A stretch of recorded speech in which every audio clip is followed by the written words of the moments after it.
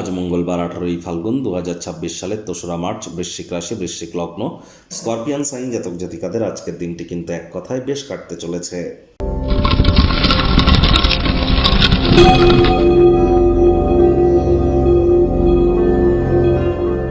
ভিডিওটির শুরুতেই স্ক্রিনে আপনারা দেখতে পাচ্ছেন নবগ্রহ বীজ মন্ত্র। পারলে 9টি গ্রহকেই শান্ত রাখবার জন্য এই নবগ্রহ বীজ মন্ত্র আজ 108 বার জপ করুন। এটি আপনাদেরকে বহুলাংশ উপকৃত করবে। ভিডিওটির শুরুতেই আপনাদের সকলকে দোল পূর্ণিমার হার্দিক শুভেচ্ছা ও অভিনন্দন রইল। তবে আজ দোল পূর্ণিমার দিনই কিন্তু থাকছে বছরের প্রথম চন্দ্রগ্রহণ, অর্থাৎ টোটাল লুনার এক্লিপস আমরা পরিলক্ষিত করব। আর এর প্রভাব কিন্তু আমাদের ভারতবর্ষেও পড়বে, কারণ ভারতবর্ষ পশ্চিমবঙ্গ থেকে এই গ্রহণ কিন্তু পরিলক্ষিত করা যাবে, দেখা যাবে।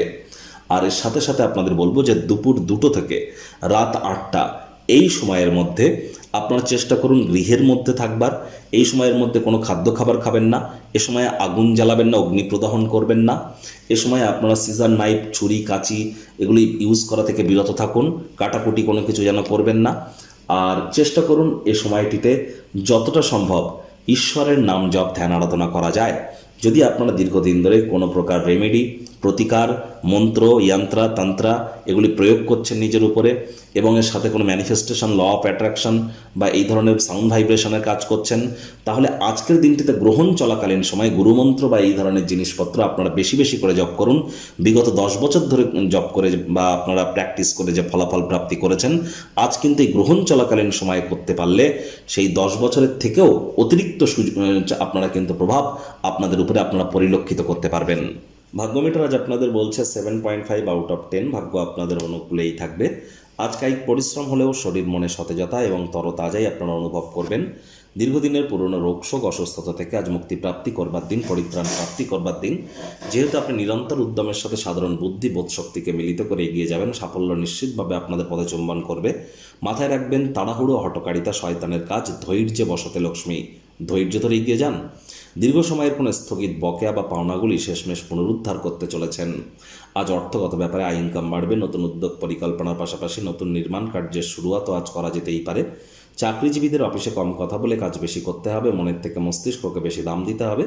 কোনো প্রকার অফিস পলিটিক্স বা গসিপিংয়ের অংশ যেন হবেন না, বসের কিন্তু কুনজরে আপনারা পড়ে যেতে পারেন।